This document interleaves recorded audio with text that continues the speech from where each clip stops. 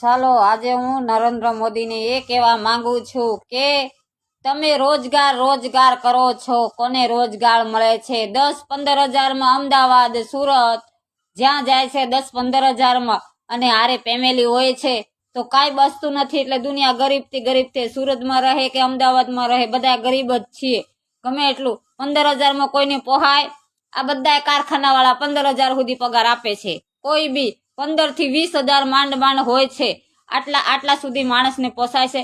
એના કરતા તમે પોતપોતાના જિલ્લામાં કારખાનું કેમ નથી ખોલતા? રોજગારી આપવી હોય તો પોતપોતાના જિલ્લામાં કારખાનું ખોલી આપો, તો ગરીબથી સારા માણસ બનશે.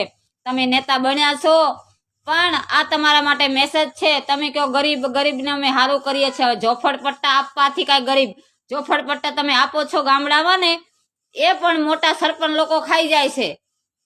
હું ગામડાની છું, હું એસટી છું, પણ મને પણ આજ લગી મેં સરકારી 1 પણ રૂપિયાનું કાંઈ લીધું નથી. એટલે આ નરેન્દ્ર મોદીને મેસેજ છે કે જે વસ્તુ ગામડામાં આવે છે એ સરપંચ અને તલાટી લોકો ખાઈ જાય છે.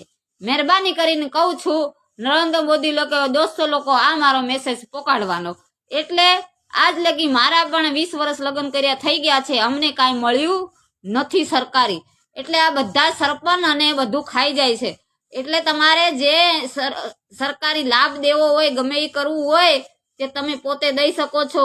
બાકી સરપંચને આના ભરોસે મૂક્યું છે. મારા નરેન્દ્ર મોદીને કહેવાનું એ મહત્વ છે.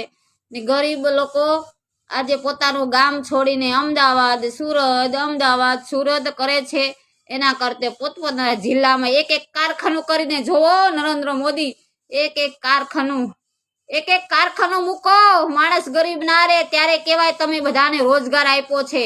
એક કારખાનું 200, સાચું કહું છું ને, કોમેન્ટ કરજો. 200 એક કારખાનું પોતપોતાના જિલ્લામાં એક કારખાનું કરી દે. ગમે કે કોઈ પણ ધંધાનું એક કારખાનું મૂકી દે.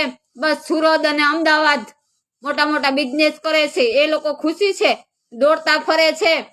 1500 પગાર લેવા, 15,000 પગાર લેવા અમદાવાદ સુરત. ભાડું કેટલું થાય છે તમને ખબર છે?